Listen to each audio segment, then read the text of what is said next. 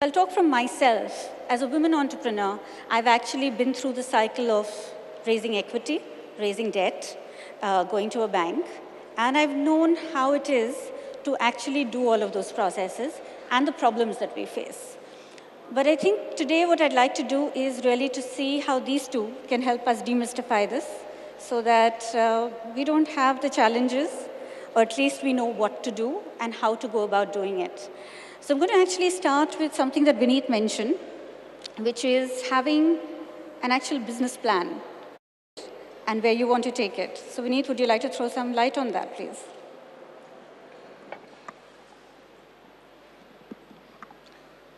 I'm not sure. Yeah, no, I think I'm audible. So the question that Shilpi asked me is, what is it that you need to do to raise equity? And my answer is actually, it's not important to raise equity or debt. What is actually critical and important is to understand what business are you in. And most people will say, we know our business, so you don't need to tell us. Please give us the money. The problem starts at that point of time because the money will come chasing you in case you know your business well. And in case you chase money, it'll never come to you. And that's actually one of the first dictum, which essentially tells you that the right time to raise the money is when you don't need to need the money from anybody. The second part is, why would somebody give you money? And his first question would be, who are you? Why are you doing this business? Why did you actually plan to get into this? Do you have the commitment? And of course, all of us have the commitment, otherwise, why are we doing the business? So you get more and more irritated the more you hear the investor ask you this question. The unfortunate reality is the investor does not understand that how committed you are based on you are doing a business.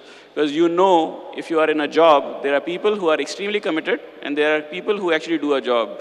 Similarly, there are entrepreneurs who are entrepreneurs for the sake of being an entrepreneur, and there are entrepreneurs who are actually wanting to be an entrepreneur. And the difference is actually fairly subtle, and these questions actually give an answer to an investor. And the most important question that I actually try to figure out is, why are you doing this business, and do you understand your business? And it is a very simple question. It's a very difficult question as well. And then it comes to the question of business plan. And I have almost always come across entrepreneurs who make the business plan for me or for him. They never make the business plan for themselves, which actually is the reason why you don't get the money. Because if you make the business plan for me, chances of you actually able to justify or defend it is going to be very, very low. So do not go by what people tell you, that you need to have a hockey stick growth, you need to take off at this point, you are at the inflection curve. All this is theory. The reality is you are never at the inflection point till the time you actually have figured it out. So when you are past it, only you come to know you are at an inflection point. If you had known it before, you don't need to struggle at all. So for all those people out here who want to raise money, do not bother about equity or debt. Ask yourself if you know your business plan. And in case you know your business, the chances of people sitting on the other side of the table to able to make the judgment, because they will always know the Excel sheets and the finance better than you would know. It is their job to actually do that activity. Your job is to know how do you run your business. It's a daycare business, it's a pharmacy business, it's a consulting business, doesn't matter. You must know your business. Leave the other guy to be the expert in the financial side and let him make his judgment. We all know, because you are in businesses, you would know that when you are actually trying to make a decision in your business for hiring a person or firing a person, you take into account your own interests and needs. Similarly, an investor will take into account his own interests and need. If you try to adjust yourself to every investor's need and questions, chances of you getting money is going to become lower and lower. So I'll stop at that, because we have far many questions to come through. I think that has addressed a lot of what all of us keep thinking about, right? How the hell do we go about doing this? So now I'd like to actually take this to Gaurav. And Gaurav, from a bank's perspective, when you look at a business, what do you look for? And how do you take this? If you can just... See, from a bank's perspective, banks, if you see the bank's definition, bank is nothing but an institution which is into business of taking money and giving money. So priority for a bank is to give money to a person who's eligible for taking that loan. Now, eligibility for giving money is primarily the repayment capacity of an entrepreneur. It is not based on the collaterals which the entrepreneur will give. So the primary thing is that is the entrepreneur having a repayment capacity of what loan he's asking for? Let it be an overdraft or let it be any other loan. Now, further, when I go and see what is the eligibility, or as a bank, we see what is the eligibility for giving a loan to an entrepreneur, we first look at what kind of loan is the entrepreneur asking for. Now, when I say what kind of loan means, is he asking for a long-term loan, whether he wants to make a capital investment, or is he asking for a working capital loan? That is to fund his debtors, to fund his stocks. So that is what is working capital.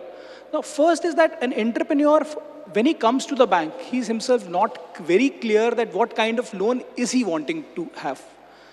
What maximum amount of time happens is that when an entrepreneur approaches a bank, he's asking for money, a long-term money to fund his short-term requirements. So first is, if an entrepreneur has narrowed down that onto that, yes, he wants short-term money, that is overdraft or working capital to run his normal day-to-day business. The second question comes to is that what is the kind of collateral does the entrepreneur have? Now, when we ask for collateral, there will be different set of collaterals which the entrepreneur have, which he might not realize that he's having.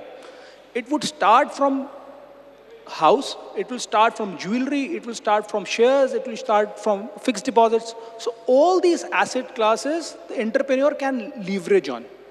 Further, there are asset classes, there are schemes which each bank and the government also runs, whereby no collaterals are required to take loans. So there are categories. But the prime most important thing to raise a loan, to raise a debt, is that first understanding that yes, I have the repayment capacity, and understanding that what is the purpose of that loan. Thank you. Vineet, he's been talking about repayment, right? And every time everybody thinks of equity, I think very often I hear this myth, which is, I'd like to take equity, I don't want to take debt, right? And the notion is that you don't have to return equity. The notion is that it's risk capital, right? So would you like to throw a little light and help people understand when they should take what kind of money and how can they actually plan their financial needs? So equity is actually, so you don't do any business without equity. So if you start, you have actually invested equity. The equity could actually be your first 1 lakh. It could also be your time. It could also be the salary that you are foregoing, which you are actually earning in a corporate job.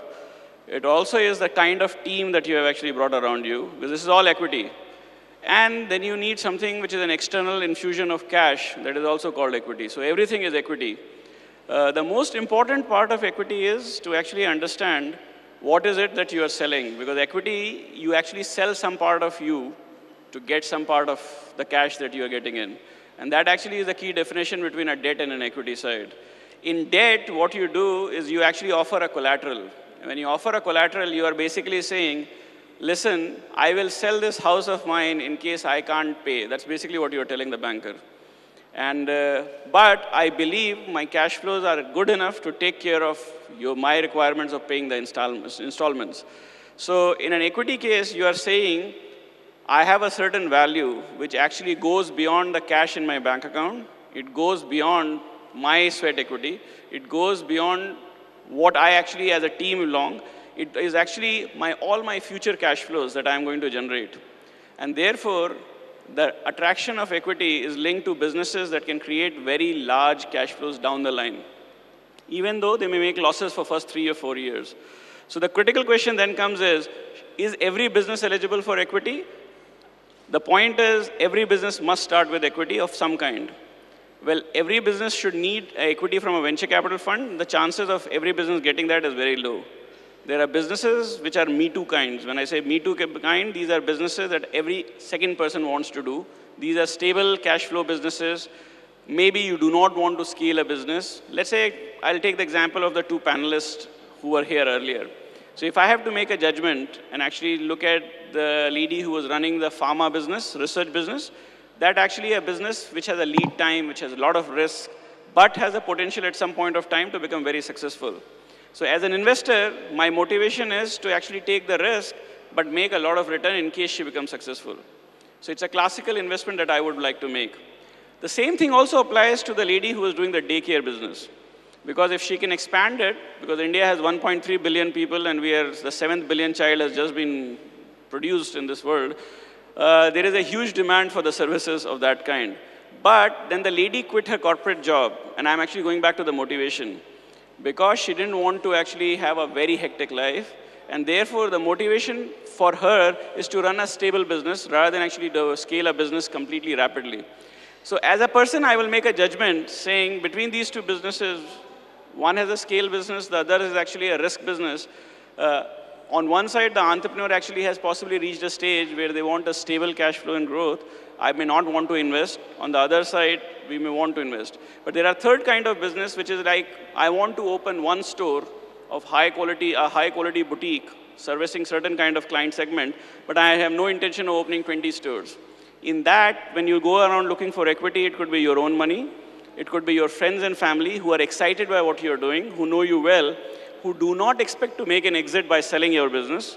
These are the kind of people who will provide equity. So when you're looking at commercial, professional guys, you are looking at whether you want to scale your business, do you have the ability to give 250% of your time, commitment, and the third part of it is how does that guy is going to value your future and present today to take certain part of your business. And I think one of the key areas in that case is to decide whether your motivations are aligned to the motivation of the investor. So really, equity is actually a game where if your motivations are not aligned towards scale and toward what the investors want, and if that is not the same right at the start, and if you are only looking for money, chances of you actually having a very rosy relationship after the marriage has been consummated is particularly low in my view. So I'll stop at that. Okay, so we'll talk a little about myself. There was a point where I was trying to raise debt, right? And one of the problems that I faced was just approaching a bank. Knowing, even as he said, figure out what your assets are, figure out what your personal assets are, and what do you want to put out, right? And figuring out how to actually manage the entire banking. Now, one of the things that Gaurav and I were discussing was the entire concept of the MSME, right? What is available for a micro, small, medium enterprise from banks such as ICICI. And if you can just throw a little light on that for the audience out here. At ICICI Bank, specifically in the retail segment, we have a very huge focus on the MSME segment. Now, this is the prime motive, and the reason why we have such a big focus is the huge part of India's GDP comes from the MSME segment. I was just going through some data. 40% of India's exports are contributed by MSME segment, and that's a huge number for any bank to ignore. So at ICICI Bank, we have products which are ranging from a small startup loan to a large working capital loan to finance or import and exports as well. Now, when I say, I'll give some schemes which are running in ICICI Bank currently. There are working capital schemes which are running in ICICI Bank. But before I go to these scheme level things that, I'll break your question into two parts where I'm saying that how to approach a bank for funding.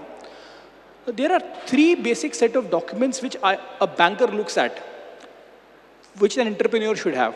One is KYC documents, that is know your customer, which means you should have an entity proof, your own ID proof, your residence proof. In case your entity is a proprietorship, partnership, or a private limited or a limited company, the entity proof of the company and the proof, the business proof, that is the business is in place, that proof has to be there for that proprietorship or that company. This is the first set of documents that you should have. The second set of documents is your financial and transactional documents, which means your return of income, your bank statements, your transactional behavior. When I say your transactional behavior, it also boils down to what is the repayment capacity, how do you pay your credit card bills? How do you pay your electricity bills? So this is all proving to be this will add to your credit history to a banker. So this is the second set of documents. The third set of documents is about your business. That what is your current standing of business and what are your projections? What is the horizon for your business? Where do you see your business going from? And what is the purpose for which you need lending? Now, once you have these 3 basic set of documents in place for you, you can approach any bank for funding. Once you've approached a bank for funding, the banks, depending upon your requirement, whether it is a working capital requirement or a term loan requirement, will fit you into various kind of schemes. Schemes at ICICI Bank are available for working capital and for term loan as well, both for secured and unsecured. When I say secured, means it is backed by some kind of collateral. We can lend you against your jewelry, we can lend you against your shares, we can lend to you against your fixed deposits. Also, in case you don't have collaterals, there is a CGT MSE scheme which is available where funding up to 1 crore can be done, which is collateral free. There are some criteria which have to be met, like 3 years balance sheet has to be there, some profitability has to be there. But these are things which are very, very clearly available on the CGT MSE website. And also you can walk into any of the ICICI Bank branches. Today, ICICI Bank has 2,600 branches all across India. And any of the branches, you can approach and ask for these various kind of schemes which are there for funding available. So, if you have the basic 3 set of documents available, you know your funding requirements, you can approach any branch and they will tell you that how can you go about the funding. Thank you. I'd just like to clarify there, CGT MSE is actually the Credit Guarantee Fund Trust for Micro and Small Enterprises, right? So if you're going looking it up, that might just help. So, out here we've got 2 different segments. If you look at it, here we have the need for a financial readiness, having your documents ready, having all of that. I remember coming to Vineet and telling him, I don't have a business plan, but I have an idea, right? And I remember working from there forward. But today, in retrospect, when I look at my own business, one of the most important things that has happened is a monthly reporting sheet that we send to our venture capitalists. And I've realized the value of actually looking at your own numbers, the value of looking at your own data. One of the things Gaurav mentioned to me while we were in the lounge was that how many of you actually file your returns? How many of you actually have all of your documents together? How many of you have governance in place, right? So Vineet, if you can throw light on the need for governance, hygiene, from an equity perspective, what you're looking for when you actually take on an application or whatever? In venture capital, there's a theory called the God and the dog theory. So till the time I don't sign the check, I'm the God. And the moment I sign the check, we become the dogs. Part of the reason is once the signing has been done, for all the bravado that we have board seat and I can do this and I can do that, the reality is Shilpi, if she doesn't want to respond to me, I can't do anything. If anything, she'll give me a tight slap also if I speak too loudly in her boardroom. So the challenge that you have as an investor is to try to understand what exactly is the entrepreneur saying, and will the entrepreneur have the understanding or the desire to actually follow a path which is going to be fairly difficult. The fact of the matter is none of you actually want to be questioned. And the same applies to me as well. And so when you actually go with a business plan, one of the key claims is, okay, I gave you a business plan, but then you also told us business plan never goes to plan. It's also a truth, right? So then if I'm not performing as I told you, what's a big deal? Okay, you gave me the money, I'm doing it. So what we try to do is try to put in place some very basic level reporting mechanisms. And these are very painful things. Very simple to do. But then the moment you actually get the money, you find a million reasons of why you don't meet your targets and a million more reasons of why you cannot fill that monthly sheet. And there are 2 reasons behind these 2 things. First, the million reasons for why you can't meet the target are actually, there are a million reasons of why you will not fail on your targets before the investment goes in. And the turnover happens simply because the realization that the business plan that you have proposed is not exactly your plan, but was the investor's plan, starts striking to the entrepreneur post the money comes in.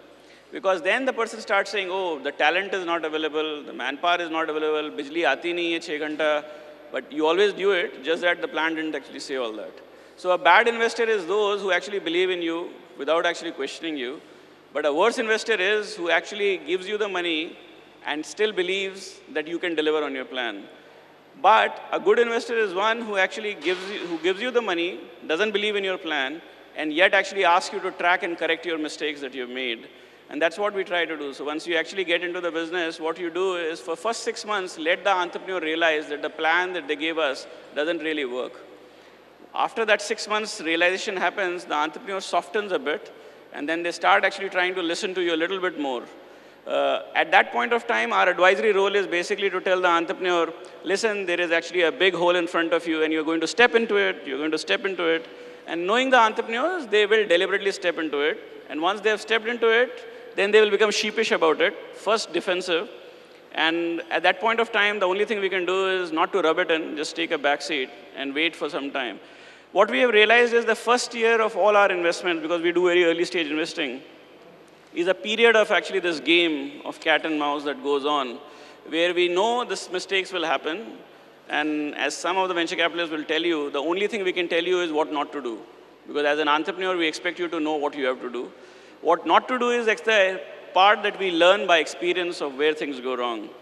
Now, first year, the entrepreneur most likely is actually going to not listen to you or actually ignore everything, jump into 2-3 ditches, splash a lot of mud on their face, and then at the end of it, start realizing these guys know a little bit. Other than money, they know a little bit more. Some of it is actually linked to how you report back. And reporting, as I said, is the worst possible thing, but it's actually the best thing for you to actually imbibe in the culture because it forces you to look at what did you say and what you did, and actually plans you for course corrections when you go wrong. The course correction, you may not see them, but that's where you use your investor network or your board. And the corporate governance part is actually building a board that can guide you. Again, remember, the board cannot run your company. So if you say, I have a very brilliant board, but that doesn't function, it is actually your inability to use the board rather than the board's inability to advise you. Maybe you are not even listening to the board. You actually assume that you have a problem and you throw it to the board and then whoop, a solution will come back to you. It never functions like that. If you have to use your investor or your board, you got to give them time and you got to learn to listen to them. And it is a very painful process of learning. So listening to, this is actually part of it is simply because you are very passionate about what you're doing and you have a very strong belief you already know all the problems and you already know all the solutions about them. And these guys who have actually no understanding of what you're doing, and most of the time what I have heard is the obvious problems in the first year. So these are not the problems that we have not seen 100 times over. They keep coming back to us. And when you say, okay, you have to do the hiring, it's your problem, you got to figure out, stop everything, please hire the person. People say, it's not my problem. People are not available, the talent is not there, we can't scale the business because of hiring. But then it becomes a circular reference. You keep giving yourself the same reference, do not move forward, and at the end of it, maybe a year or 2 years down the line, you'll realize, oh my God, if I don't hire, I'm not going to move forward. So rather stop running behind the sales or delivery. Hire the right person and then move forward. So essentially, the role of an equity investor or people you bring on your board or your advisors is to actually tell you things that you must not do in trying to build a business because you are very passionate and you know what to do right. Their objective should only be to guide you to not to do wrong things. And in case you believe you already know the answers, I think the guides and the advisors need to just be patient through that period because most of you are very smart, so sooner or later you see where you're going wrong. And therefore, it becomes a game of patience both sides. So you have to be patient with your investor/advisor. Similarly, they have to be patient. In case one of the sides is not patient, the marriages break pretty quickly. So